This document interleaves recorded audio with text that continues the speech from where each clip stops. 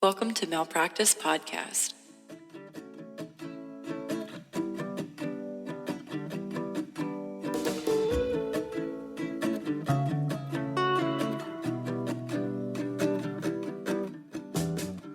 It's my turn?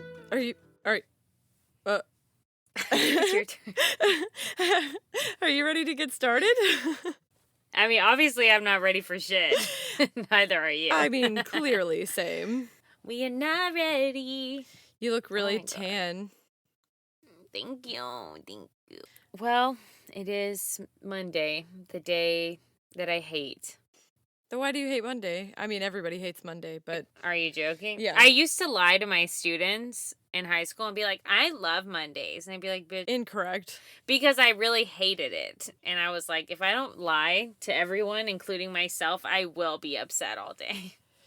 Everyone hates Mondays, but specifically I feel like you are Garfield. I really don't. I do. Yeah. It's because it's disrespectful. I'm aware.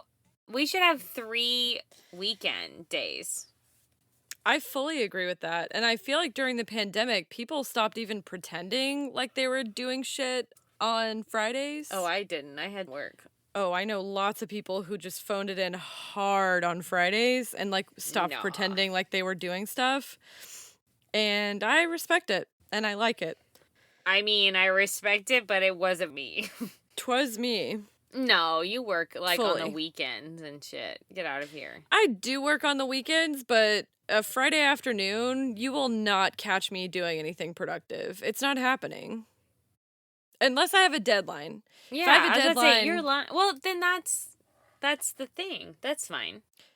But sometimes I don't have a deadline and I'll just be like, it's 3 p.m. on a Friday. Do I? Nope, But going home. It balances out because then some weeks you're working like 80 plus hours a week. So it's a balance. And like that.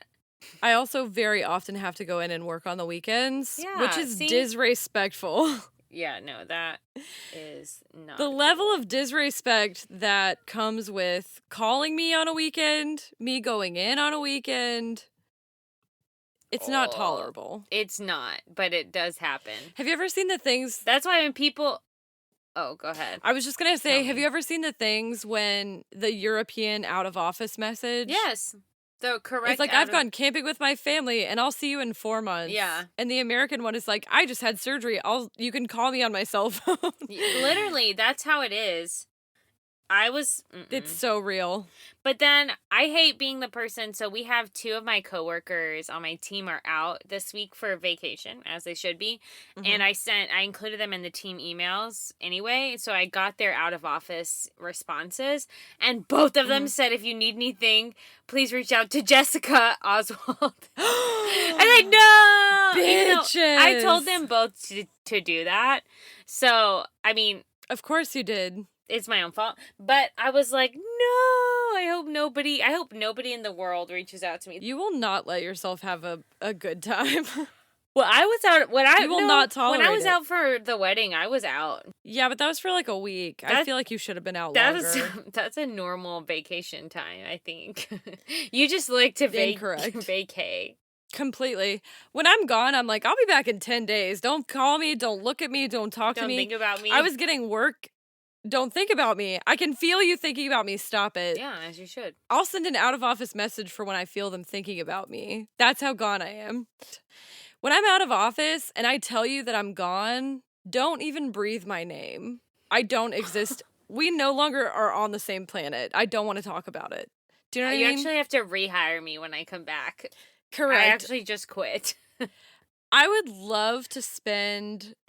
This is ridiculous. I would love to like work for like 2 straight weeks and then take 2 weeks off. That is my dream. That's not ridiculous. That actually, yes, it is. Like, people think that teachers are paid for the summer, but they actually just, like, allow the school to withhold part of their pay so that it's a Right. year-round pay system. It's actually, they're just getting paid for the hours that they're in school. Yeah. So it's, like, not really a paid summer because I fucking worked for it. Right, correct. You didn't take a free So- ride over the summer. Yeah, it's not Yeah. fucking free city town. I don't know what that means. but Free I'm city town. tired. not Free City Town. I'll have This you is know. not Free City Town, and fuck you if you thought it was. I'm going to put that on a shirt, first of all. Don't bring up shirts. I have to bring up shirts. We are the worst with our merch. Listen, we swear to God we're working on merchandise, like, abstractly. We haven't done it Yeah, we're in talking practice. about merchandise, like, every day. Correct. So what we're going to do is we're going to put a poll up Yeah. to see what people want to see. So let us know if you want t-shirts. I personally love, like, a crew neck sweatshirt or a zip-up sweatshirt. Could be either. I love to sweat, like, in the heat. I pretend it's all What? I'm literally just started wearing short sleeve shirts. I ran this morning in like athletic running tights and a long sleeve shirt because I hate myself. Disgusting. Yeah. Why would you do that? I don't know. But what about a travel mug, y'all? What about a travel mug? I love a travel mug. Love a travel mug. For all the beverages, we will not give free advertisements to. I like a regular mug. I like a travel mug. I have 47,000 mugs. And last time I broke one, I dropped one and I was so upset about it. I was like, oh no, my mug. And Eric comes in and he goes, break one more. Break one more. Because we have so many mugs in our cabinet. He's like, get those out of here. My favorite thing in the world that you say is, the thing about it is, because you say it like about mugs, about tadpoles, about your grievances, like you always make it apply precisely to what we're talking about. That is your catchphrase. The thing about it is my catchphrase. I like it. That's going on. The thing about it is we're putting that on a t-shirt. That should be our tagline for Malpractice. The thing about it is. I think it's your tagline for your life. What's your tagline? It was all the reasons why your grandmother can't listen to this podcast. No one's grandma can listen to this. It's a mistake. What is mine? If your grandma tries to access this podcast, stop her. Unless she's cool as fuck. But she's not. Let's be real. Wait, what is my tag? I don't have a catchphrase. My favorite thing that you say is when something happens and you hate it, you go like this. Oh. That is the weirdest. That is like a fucking mating call for an animal. That's not a. Because I can tell you're about to get really mad. You're like warming up to get mad. Yeah. And you're like, oh. It's like when they're like, start your engines. Oh. Yeah. Damn, gets ready to get real mad. That's a whack ass catchphrase. No, I like it. I think it's hilarious. I don't know how to spell it for a t-shirt, but I do think it's hilarious. I can't fucking say this name. That would be a real catchphrase that I'm going to participate in again today. How do you say this? Look at the copy in front of you and tell me how to say this. That's your catchphrase. How do you read? I wish I could read. How does one read?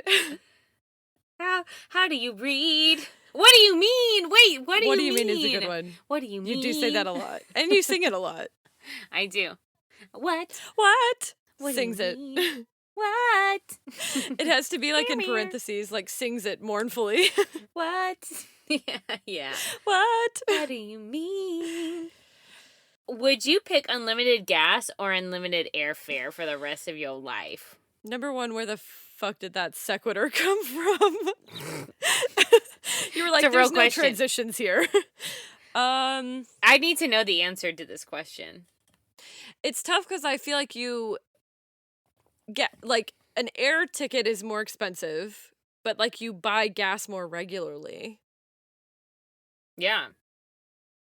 If I got free airfare, though, I would travel way more often, so I'm going to go airfare. Mm-hmm. You know what I mean? Like, I don't want to pay, like, $2,000 to go to Sri Lanka, but, like, if my airfare was free, I'd probably go. Nah, I'm taking the gas. You know what I'm saying? You're taking the gas? No way.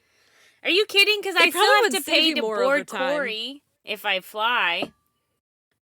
Yeah, you got a lot of expenses. So do you. You have two needy cats that one of them has food that costs like fucking $80. Oh, that's real. Our cat has $80 a bag cat food, and I swear to God, this bitch is eating me out of house and home.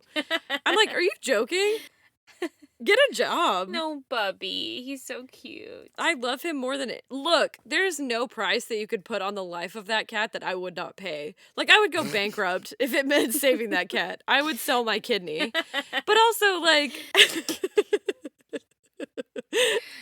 I mean it. But also, I it's know like, you do, you psychopath. It's like, could you have to take full advantage of my financial responsibility for you, you know? He loves you. Maybe get a job. Maybe be an Instagram influencer cat. Well, you've never given him the chance. I really haven't. If I had more time on my hands, I would make Bubby an Instagram page. Maybe I will. Maybe I'll make one. Maybe you should. Maybe I'll make it and then I'll pay for ads on our podcast. Oh. What? That's Insider an idea. trading. Oh, is that bad? I don't know. That's what That would Martha be Stewart fine. went to jail for, but I don't think it's the same thing. Really? Damn. Okay. Yeah, that bitch went to jail, but I don't 100% know what insider trading is. It sounds like the thing on It's The like you- Office that Kevin's like, I had him explain this Yeah, to me that's like exactly 4 what it times, is. and it's exactly what I do here every day.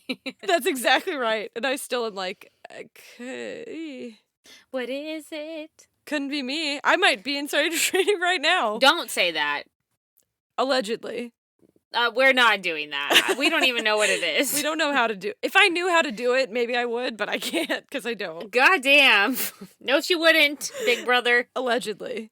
Now that we've added ourselves, As insider traders, do you want to get started on this episode? I I'm absolutely not. do. Yeah, let's go. I'm not insider trading. Okay, so I was.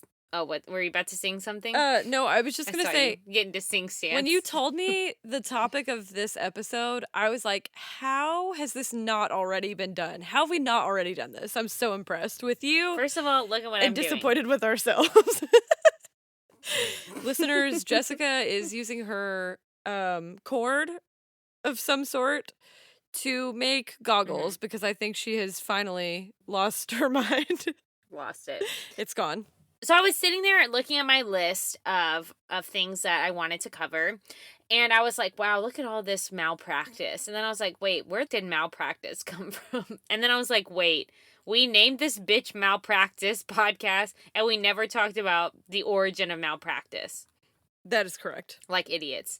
So we're checking out this week. We're going to do a bit about what it is, where it came from, Dope. and then some famous cases, or just like I'm going to touch on a couple cases of like malpractice that are noteworthy.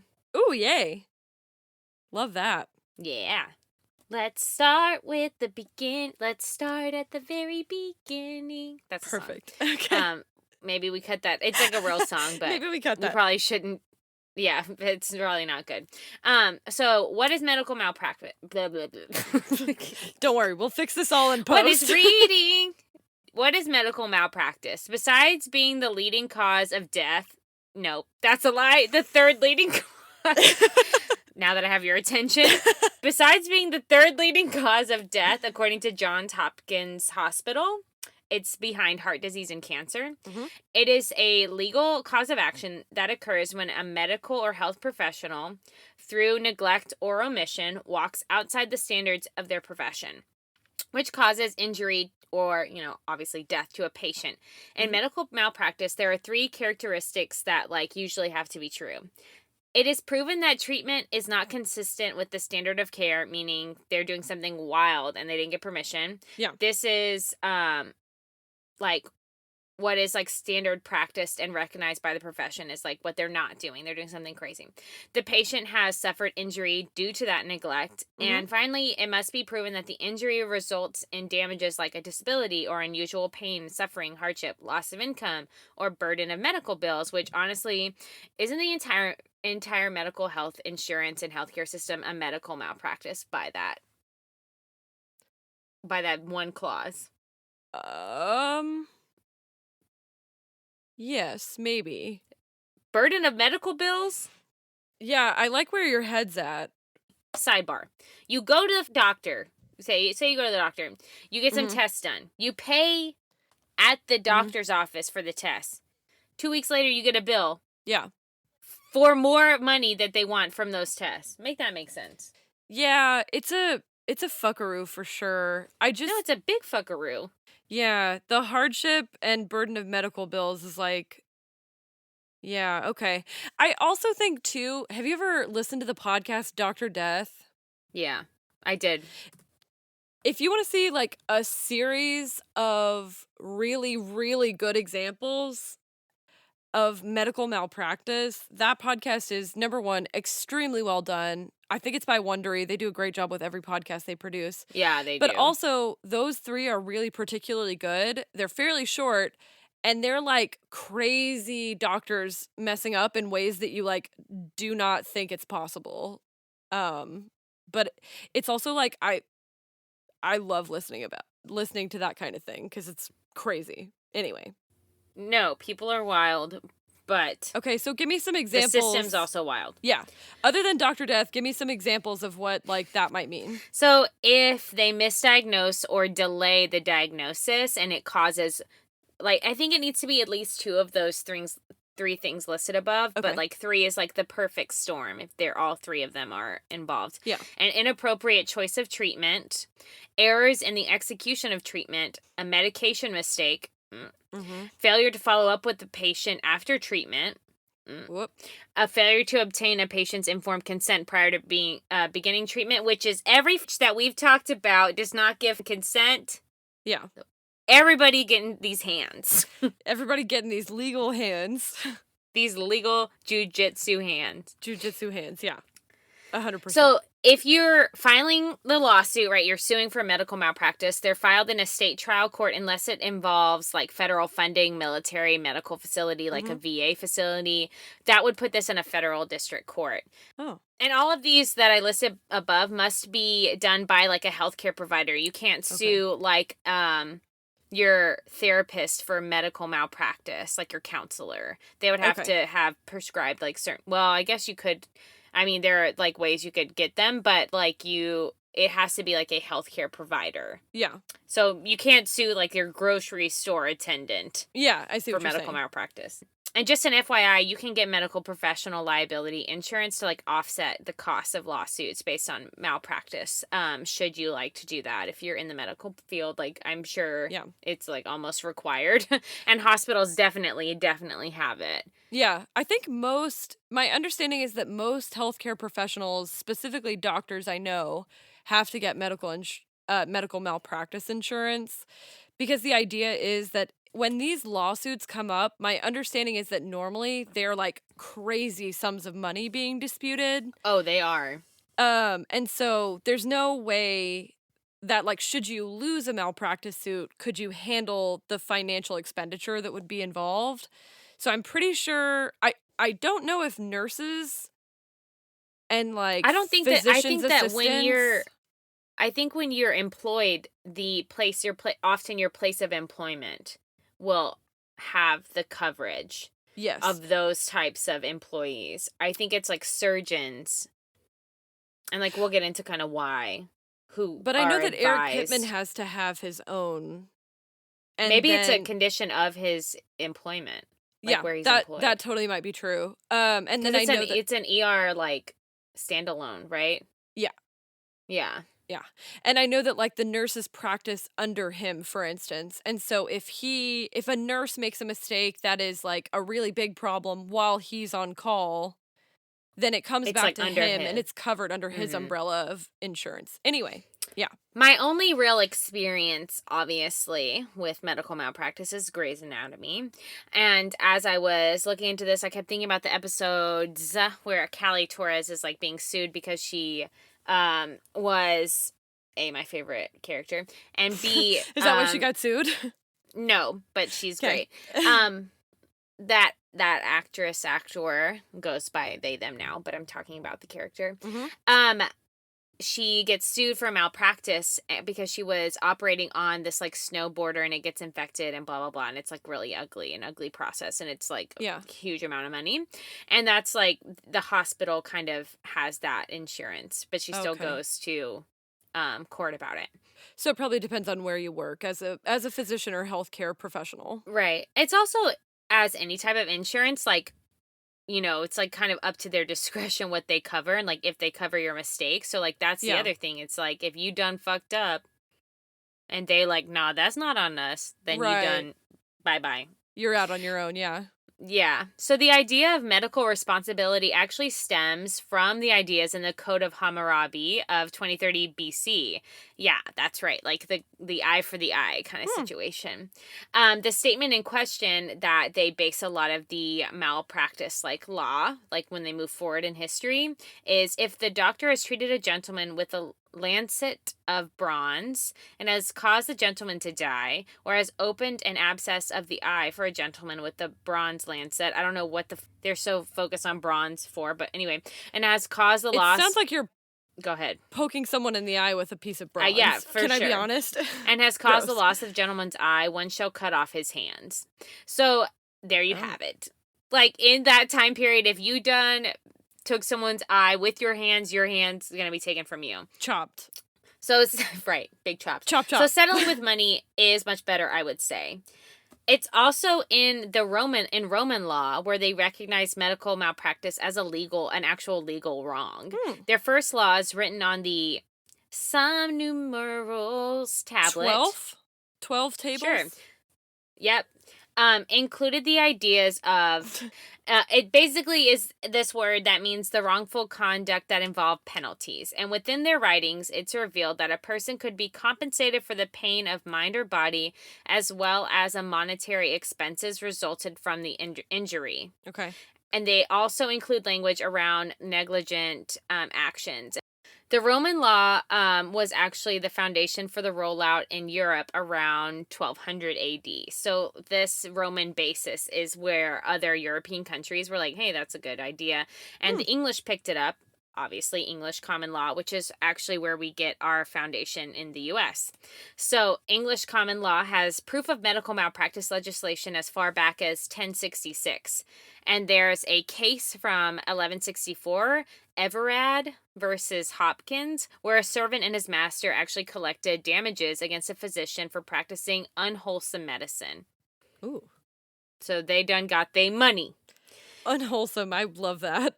I love it too, and I don't know. I could not figure out what it meant. It feels like they did something sketchy. Feels like For they might have sure. been doing some witchcraft, Witchery. which I love. Same. We love witches. Yeah. There's a 1374 case, and it's of Stratton versus Swanland, which is cited as the 14th century ancestor of medical malpractice law. So this is like the first like big kind of case. Within this case, Chief Justice John Cavendish was over, like he was the little judge. And this woman, Agnes Stratton, and her husband sued a surgeon by the name of John Swanland Yeah. for a breach of contract when he failed to treat and cure her mangled hand. Her case ended up being dismissed because there's an error in like the writ of complaint, so like how she filed it basically. But that case was like huge for medical malpractice law and in medical care in general during that time. Okay. So like they had a contract, and she said, fix my mangled hand. He was like, yeah, I got that shit. And then it wasn't fixed, it was still mangled. She was like, hey, what the fuck? And then they went to court and they like filed the wrong paperwork, and they're like, sorry about you. Man, that's whack. I know.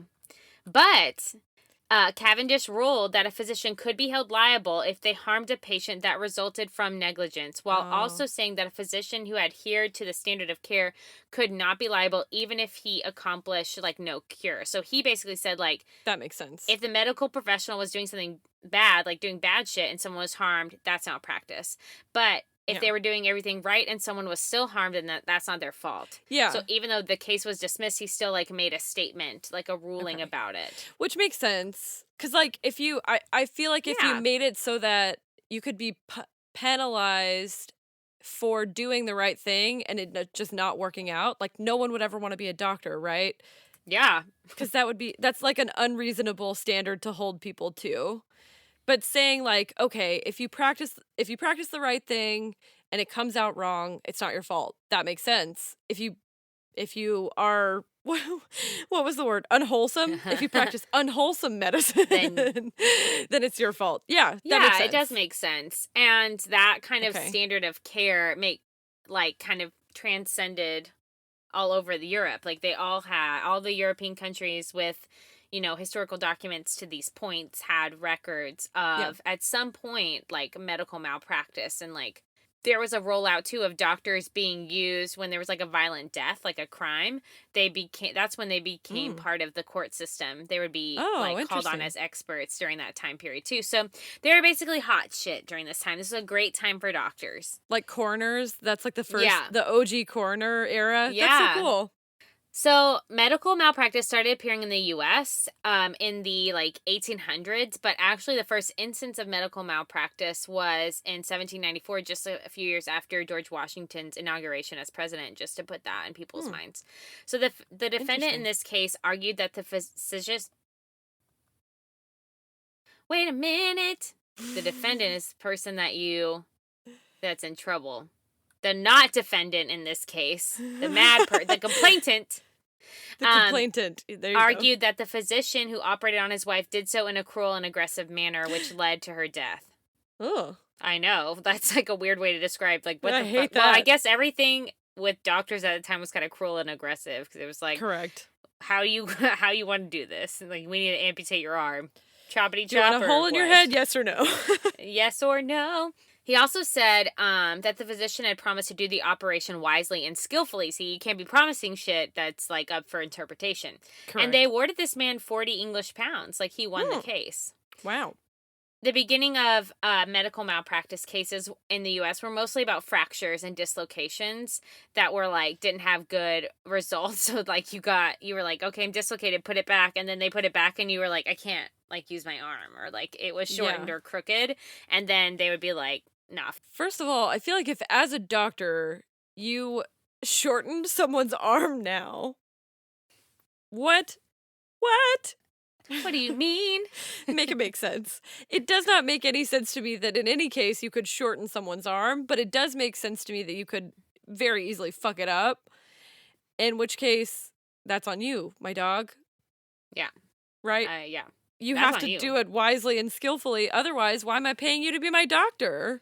You have to be wise and skillful. That's the whole point of you. The whole point of you. The whole point of you. Be wise and skillful, the fuck? Yeah. Okay. In the 1960s, cases became like super common of medical malpractice, and they started to influence like actually practicing medicine. Before it was just kind of like it had no impact on how people were practicing. There's this huge surge of all these medical malpractice claims that was driven by a couple of things. And it was like new and complex treatments with higher risks. So people, like as medicine was advancing, people were trying new things. And then there was, complications, and people were like, there's a changing legal landscape that removed barriers to lawsuits and changed liability rules that had shielded like institutions before, so that now they weren't being as shielded and protected by the law. Okay. So it was kind of opening them up to lawsuits. Yeah. And there was also like changes in actual satisfaction with the healthcare system, because it was the 60s, right? Flower child movement, blah, blah, blah. Yeah. So the rise of all this actually led to medicine like organizing and lobbying for state and federal interventions to put a pause on the huge influx of medical malpractice like lawsuits. Oh, wow. That's super interesting. Right. During the 60s, wow. Yeah, medical malpractice reform is like a political process, and different groups began pushing their different agendas. So there's two sides to every story. Like physicians and healthcare providers began looking at these cases and claims as honestly like this is super dramatic, or like it's just like way too much, and they were causing injury to the actual medical system itself. Yeah. Alternatively, right. On the other side of that same coin, it's also likely, right, that like before the 60s, there were lots of people who didn't have the same, and during the 60s and after the 60s, right? We've all seen that. There were lots of people who were seeing doctors that did not have the same protections and rights as other people. Yeah. And so I feel like the other side of that same coin is, well, they also stopped doing like lobotomies on non-horny women in the 60s and 70s. Yeah. Do you know what I mean? Yeah.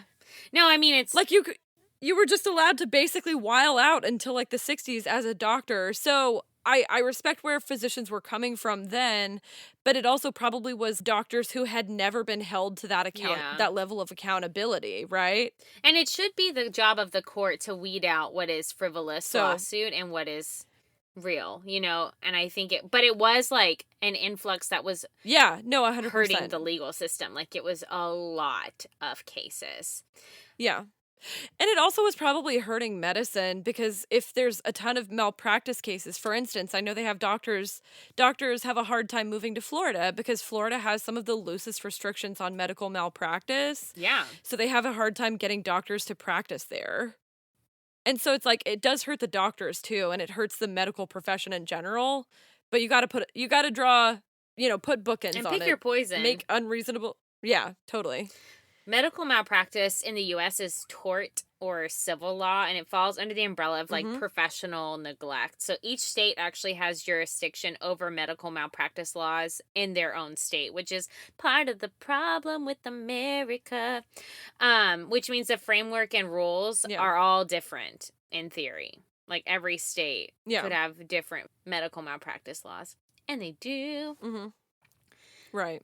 There's this interesting thing that happened in 2011. The National Conference of State Legislature, which sounds cool to me but boring to everyone else, Correct. created this analysis of medical malpractice reform goals and initiatives. That sounds like a heck of a lot of like paperwork. So the Correct. NCSL wanted to address the challenging costs of medical malpractice lawsuits while balancing the needs for reform. And those reforms generally come in the form of like allowing fewer lawsuits to like actually be heard in court, limiting compensation, Mhm.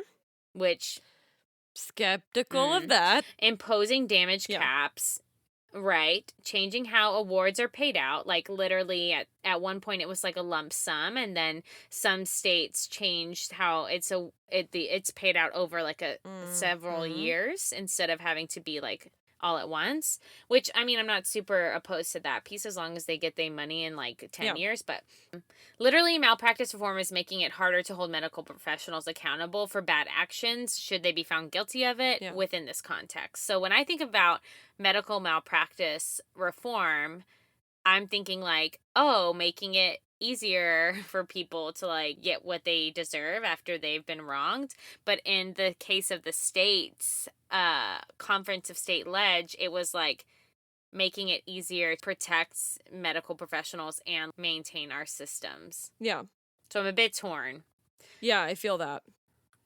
So I'm torn because like in most professions we make like 1,000 mistakes a day and we don't get sued. Yeah. But then it's a very serious profession, like in medicine, where mistakes are literally a difference between life and death. So I'm reading this book right now, The Alienation, written by Dr. Nate Link. You're also reading it, and everyone will get to hear his episode. We interviewed him, so that's coming up soon. Ooh, read it and we'll do a book club. Let's tell our listeners that. Read it, let's do a book club, we'll have a discussion. I love it. Go. I'm Sorry. so into this book. I literally, as I was reading about medical malpractice, I literally was thinking about this page, this like section of his book where he talks about a heartbreak of his own medical professional mistakes, like Yeah. mistakes that he has made, that deaths that he has caused because of mistakes.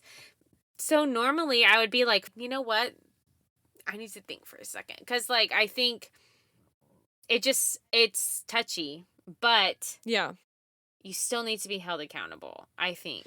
Yeah, that's a tough one. And it's like I think part of the thing is that good doctors I mean maybe, I don't know the intricacies of this because I also know doctors.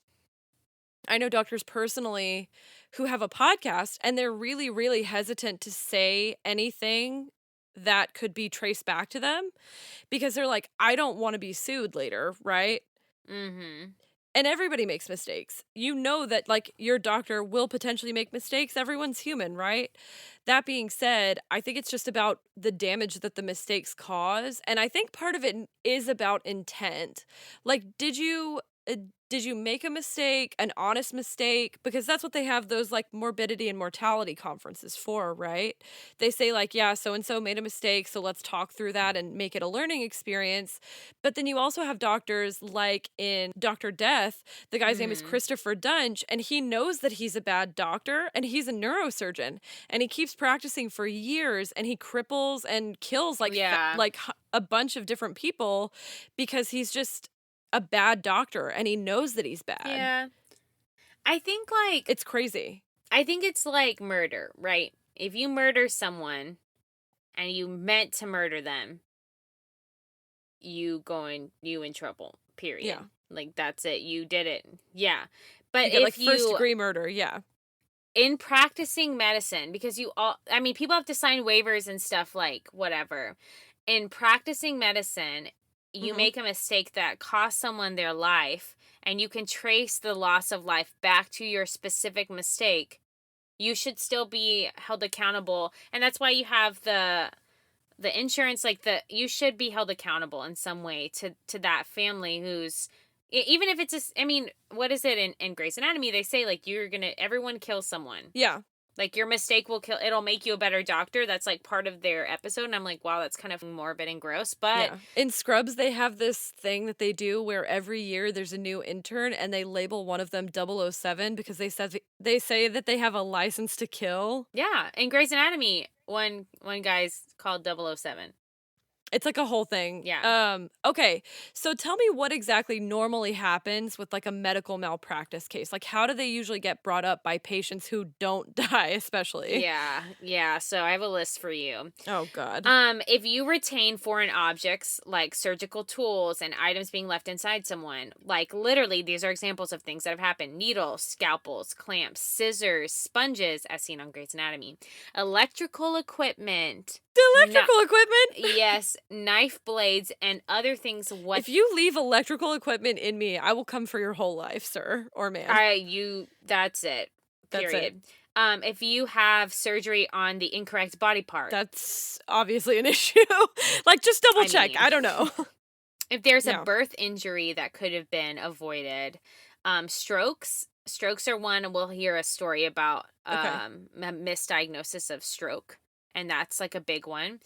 Medication errors, again, Yeah. that happens often. Anesthesia errors where people Yeah. wake up and they're they're frozen, but I didn't put this But in they're here like because feeling it was everything and they're it was almost like too. nah. They feel it, yeah, for like 30 minutes. This one guy, before anyone even No, realized that's not that he was okay. awake. Yeah, and misdiagnosed or failure to diagnose. So like that's like the basic list of ways you can done fuck up. I want to tell you a funny story about surgery on the incorrect body part. So, Ew, how? no, it didn't really How did they happen. do that? But a few years ago, Oh. my dad was having surgery and he was having like his knee operated on, right? He like tore his MCL or something like that and he was having it fixed.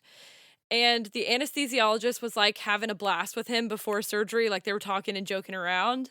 So the anesthesiologist like puts the the little tubey in and he's like, "Okay, sir, I need you to count back from 100."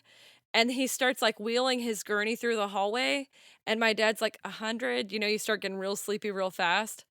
And as my dad is like about to go under the anesthesia, the doctor goes, "This is the guy for the gender reassignment surgery, right?" And my dad is like, "No," and then like loses consciousness. That is even funnier because your dad would have 17,000 heart attacks. I thought it was hilarious. I was like, first of all, you may get sued for that now, but that is a hilarious joke to play. The most famous malpractice, medical malpractice suits are actually obviously the ones that get the most money, right? Those are the ones people remember, or the ones that involve like famous people. So I want to cover some of those because like they're really crazy. So we're first gonna get to like everyday people who got money because they deserve it because people done fucked up, and then we'll get into some like famous people who had experiences of medical malpractice that's not related to plastic surgery. Ooh, interesting. Okay. So the first one is in 2006. There's this man in Florida. His name's Alan Navarro, who won $216.7 million after he was left brain dead and a wheelchair bound due to a misdiagnosis of stroke symptoms. So he'd gone to the ER because he thought he was having a stroke. So he's like, hey, I think I'm having a stroke. My family has strokes. Like, I'm really concerned. The doctors diagnosed him with Sinusitis. Thank you for reading. Sinusitis, and gave him painkillers and sent him home. And the very next day, he had to have surgery because of swelling on his brain. And he was in a coma for like 3 months and lost like a majority of his cognitive abilities. So he definitely deserved every penny he got. 1,000%. Good for him. Also, that's not... It's like $216 million sounds crazy, but at the same time, it's like you literally can't put a price on someone's ability to think and walk. Like, yeah. In my opinion. Yeah, same. And that what kills me on that one is that he like went and was like, I think I'm having a stroke. And they were like, you need painkillers. Here you go. And then they sent him home. Yeah, the other thing about stroke specifically is like the faster you find them, the less likely you are to have persistent damage. And so with strokes, it's like the whole thing is coming in, right? And they're basically telling him he shouldn't have come in, which is obviously a huge fuck up. Yeah. So here's another one. This one is Crazy Town. And we'll probably cover this guy later. Ooh, fun. Stop it right now. So in 2014, Johns Hopkins Hospital had to pay $190 million to 8,000 different plaintiffs because Dr. Nikita Levy, a gynecologist employed there for like 25 years, had been taking pictures and videos of his patients using a pen-like camera he wore in his jacket. What a freak. Not okay. Yes, I actually remember this one. You remember it? He was fired. I remember seeing this on the news, yeah. Because he's super gross. And the police started an investigation. They found 1,200 videos and 140 images of his patients in his home. And then following the investigation, he took his own life. But like right after they left his house, he was like, that fucked up. My dog, like, that's rough. That's rough. Yeah. I'll never say anything positive about anyone taking their own life, but goddamn, dude.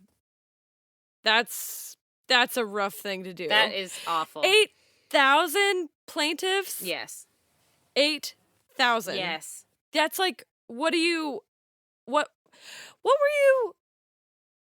doing with all of that material? That's my real question. Like, what was the purpose? Know what he was doing with that. I think it was like a power thing, right? He's just like... It is. It always is for these bastards. For the bastards. Yeah. This bastard specifically. He sucks. So... Okay, hit me with the next one. So in 2014, again, New York City paramedics lost a lawsuit to Tiffany Applewhite. So in 1998, so imagine that, like, that's how long the case went. That's crazy. Wow. Tiffany went into anaphylactic shock after being injected with steroids for her eye condition. Like, her heart, like, just stopped, right? Yeah. So our mom called 911 and the fire department paramedics arrived, but they didn't have the correct life support equipment like oxygen and like a defibrillator and all of those things. So those paramedics advised that they wait for another ambulance despite her mother being like, no, just take her to the ER right now. Like, just take her. I don't want to wait. Yeah. But they didn't do that. So they waited 20 minutes for the new ambulance and Tiffany had brain damage and was paralyzed. And they were awarded $172 million. Good for them, as they should be. Yeah. That's a tough. That's a tough one. That's a tough one. I mean, if you hear more about it, I'm sure the courts ruled in favor of the plaintiff for a reason, right? But like, yeah. I think you're the ER. You just take them.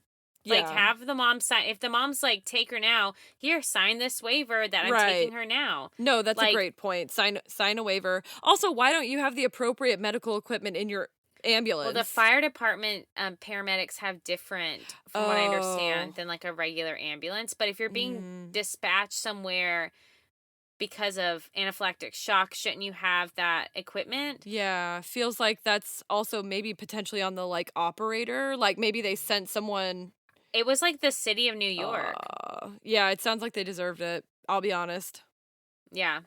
In 2018, Faith DeGrand won $135 million in damages after she had surgery that left her partially paralyzed. She was at the Children's Hospital of Detroit Medical Center for her scoliosis surgery. And if anyone's ever seen like pictures of spines or doesn't know what scoliosis is, it's like a really severe at times curvature of the spine that they put like rods and screws into people's backs to straighten their spine so that they can live like a full life, right? It's like we all had those scrings where you were like, what the fuck They are pull we your doing shirt in middle up, school? And you like hunched over. Yeah, they pull your shirt up and they do like zoop and you have a straight line or you don't. But the rods in this case and the screws that were put in by the surgeon, they actually compressed her spinal cord, giving her arms and legs like numbness that she could feel. And the surgeon did not remove those rods and screws until 10 days after the original surgery. And due to that delay, she became a quadriplegic. Oh, yeah.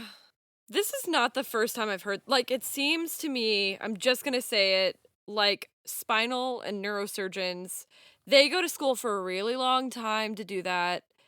Like, I'm going to school to be a neuroscientist, which is, like, not the same thing, and I've been in school for 10 years. They literally go to school for, like, 20 years to do that. And I think that they get a real big head about it, and it seems like they mess up a lot. No, not that they mess up a lot. When they mess up, it has very severe consequences, right? Like, you can't be a neurosurgeon who, like, phones it in. It's not possible because you will kill someone. Do you know what I mean? Yeah. So you hear about... You picked the hardest one. But you knew that, too, and you went to school for it. You got trained for it appropriately. Like, that's a tough one. But at the same time, like, when you hear about theirs, it's because they're catastrophic. Right. Yeah. So we're going to cover some famous people, too. Do you know who I'm going to cover first? Michael Jackson. Oh, I didn't even look at the script. I just guessed it. I knew it had to be him. It is Michael Jackson. Yes! I was like, damn. So MJ, you know. It's Michael like the most famous medical malpractice case on a celebrity. So he died due to a number of drugs in his system, which were revealed after an extensive autopsy and toxicology report. One of those drugs was... propofol. Yep, which is potent, right? It has a large amount of side effects. And his doctor, Dr. Conrad Murray, he administered that drug to Michael Jackson so he could sleep soundly, according to him. Dr. Murray was arrested and charged with involuntary manslaughter because it contributed to his death, as he should be. His medical licenses in Texas and California were revoked. And I think because of the extent of the crime, they didn't actually pursue malpractice charges because he was like found guilty of his crimes and he spent like 4 years in jail and he was ordered to pay like $100 million to the Jackson family. Okay, honestly, $100 million seems like he kind of got off easy. Yeah. Because the rest of these people got like 200 million and like Michael Jackson had a crazy amount of earning potential if you think about it. Yeah, I think the reason that he didn't is because he was on a lot of stuff, right? So I think that I think that's why it wasn't as much. My understanding is that propofol is very, very difficult to get the dosage correct on, and it's very easy to misdose someone and have them die. Like, it's super common, and that's why lots of doctors won't administer propofol. And so I think, as they obviously should not. Right. His use of propofol in general is, like, iffy. But anyway, okay, who else you got?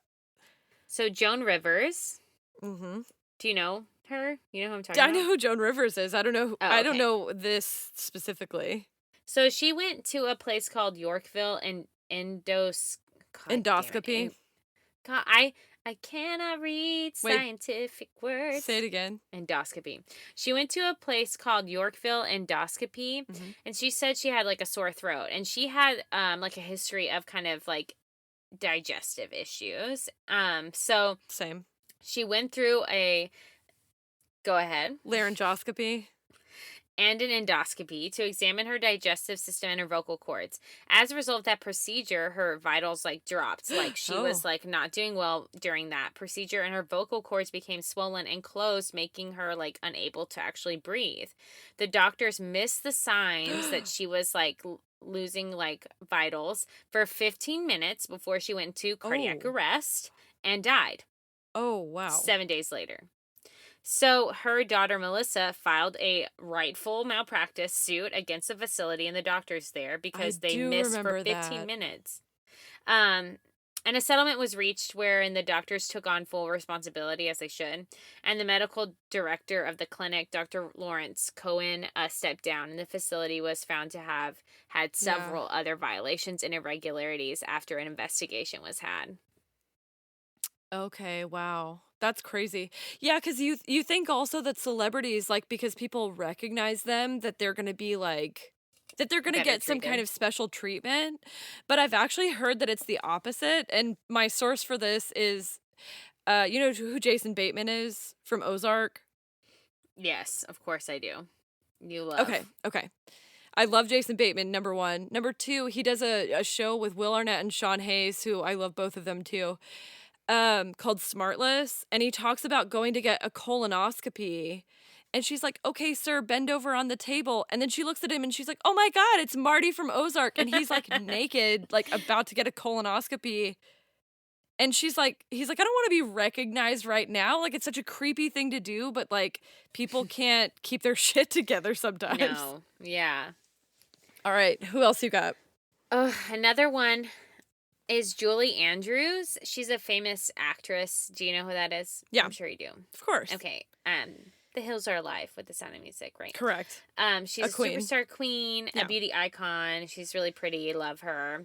She had a throat operation in 1997 after developing nodules, which is Mhm. like a singer's worst nightmare if you develop them Yeah. on her vocal cords. However, the operation did not go as planned, and she was left with like hoarseness and like permanent damage to her vocal cords. Oh So man. she filed a lawsuit against the two doctors in New York that were working and the New York Mount Sinai Hospital in 1999, and they reached a settlement, which is not open to the public. Oh man.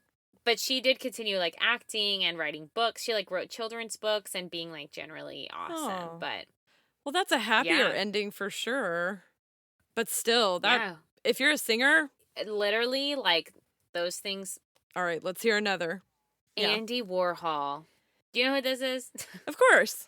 I ask you because if this was me, I wouldn't know. You wouldn't really? He drew the Campbell's soup things. So the name Andy Warhol was familiar to me. I did have to Yeah. continue reading. Fair. He is a famous artist who suffered from medical complications, which ended with him dying of an actual heart attack.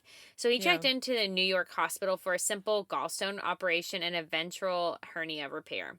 And he Mhm. died of a heart attack 2 days after that. Another quiet settlement here where his estate filed a malpractice and a Mhm. wrongful death lawsuit against the hospital and 11 medical professionals.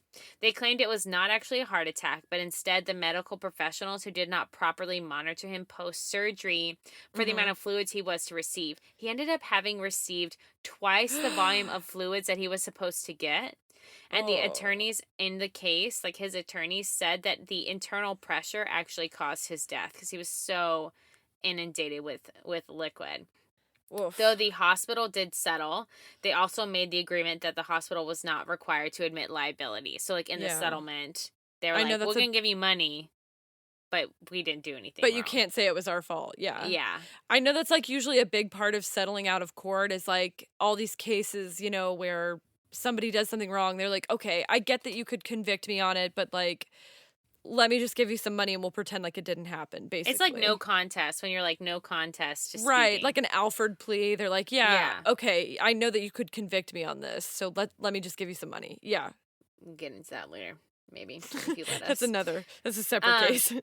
So Elvis Presley is another one. So he Yep. died in 1977 of heart disease, in quotes. Mhm. However, later they discovered 14 different prescription stimulants and depressants in his system, which Oof. OVS could have and probably did contribute to his death. So his personal doctor, which if you learned anything from this, don't have a personal doctor.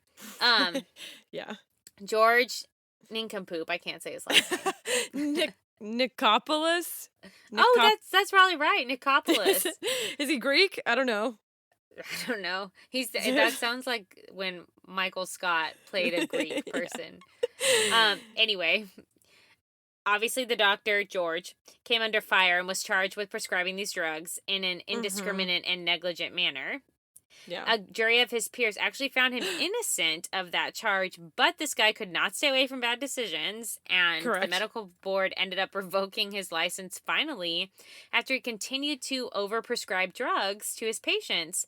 And the board found him guilty of gross, which is like super bad, malpractice, which is already bad, and misconduct with 13 different patients. George, get your shit together. George, you nincompoop. George, you nincompoop. You did this. You did What this. else you got? Here's an interesting one. Dennis Okay. Quaid. Do you know about this one? No, I know who he is, but I don't know about this. So he ended up in a situation where his wife gave birth to their twin daughters, and the children developed staph infections post-birth and were taken to Cedars-Sinai Hospital where they got treatment. They used a drug, heparin. Mhm. And however, the dosage was wrong. Like they gave them the dose for adults, which was more than 1,000 times the needed amount, and they gave that amount twice within like 8 to 10 hours to the little newborns. So the babies were in like hella critical condition, obviously, following that. Eventually they did recover. So like, thank God for like one fucking happy ending here. Yeah. The Quaids didn't file anything necessarily against the facility, but ended up with like a $750,000 settlement. So they probably did something. But they did file a lawsuit against Baxter Healthcare Corporation, which manufactures the drug, because they said they should have put clear labels on the bottles for the dosage. And I think what they realized in what they were originally like in starting with the hospital or the healthcare is that it was like a general, like an honest mistake, that it wasn't like labeled properly. Oh, okay. Baxter didn't recall the product before, and 3 other infants had actually died due to similar errors with their drug. Oh, no. But the lawsuit like was eventually like dismissed. So like, what the fuck? Like, at least the twins survived, but like there obviously is an issue with Baxter Healthcare Sounds Corporation. like somebody needs to combat Baxter. They tried to. Somebody else needs to. Like us. Us. We'll get you back. We'll get you one day, Baxter. Oh my God. I want to leave us with the story of Jessica Santillan. Okay. She is a Mexican citizen who was brought to the U.S. for treatment for her condition of cardiomyopathy. I can read one word, which means she had a weakened, enlarged heart and lungs, and they didn't function well. She was brought by her parents. Her family raised the funds for her to get a heart and lung transplant at Duke University Hospital. So it's like a very prestigious hospital. Yeah. In the middle of the transplant, the doctors realized that her blood type O was not the same as the organs A. Her body then rejected the transplant, and she slipped into a coma. In the short weeks that followed, she got a second transplant, like that never really happens, but she didn't survive it and passed away. The university and her family reached a settlement, which is undisclosed, of course, because it was probably fucking huge. After the incident, the federal government held an investigation of that hospital and cited them for multiple negligent organ transplant procedures prior to her death. So they were obviously not checking all the boxes before and got caught. Like, very clearly, Yes. Yeah. That's like it's such a huge mistake to make. How? That's like the first question they ask you is like, what's your blood type? Correct. That feels like one of the things that you, like, it feels like those types of mistakes should not exist anymore, to be honest. Right. I'm surprised, like, the system, whatever, digitized system they're using, didn't catch that. Like, Mayday, hello. Right, like, hi, you're about to do something real stupid. Double check your work. Double check, yeah. You know how you go back on an exam and you just make sure that, like, all the answers are bubbled in and things like that? You put your name on the paper. Like, that feels like basic shit that you should check on. Put your name on the paper, yeah. Correct. No, I agree, and I'm glad that they got, like, her family got a settlement, because they raised money to pay for it, right? Because she wasn't a citizen. So that's the other thing, is, like, it just sucks. Yeah. I hope her family got a massive settlement. I mean, not that that's the same as, like, not having the mistake happen. To me, it's like there's no amount of money that you can say, well, this is what you deserve Yeah. for your loved one dying. But There's it's something. Right. But it's It's something of the that like things. moves in the right direction. Yeah. Right. Yeah. So that's what I know Mm. about that. Well, that was super interesting. I did not know a lot of that stuff. Honestly, the only one that I really knew about was the Michael Jackson one. I'm so dumb I like didn't know that. Really? I thought I was gonna get you. That was super, super interesting. I did not know a lot of that, and I'm so glad to know that now. Especially since it's the namesake of our show. Thanks. I hope you all enjoyed it. Okay. If you like what we do here at Malpractice Podcast and you want to contribute to the future of the pod, subscribe. What do I say? Subscribe, like, follow. Leave us a review. Leave us a review because we would appreciate that as long as it's super 5-star. Yeah, don't leave us one of those half-assed reviews. Right. Yeah. Okay, Do thank you. that. Bye. Thank you. Bye. Doo doo doo doo doo.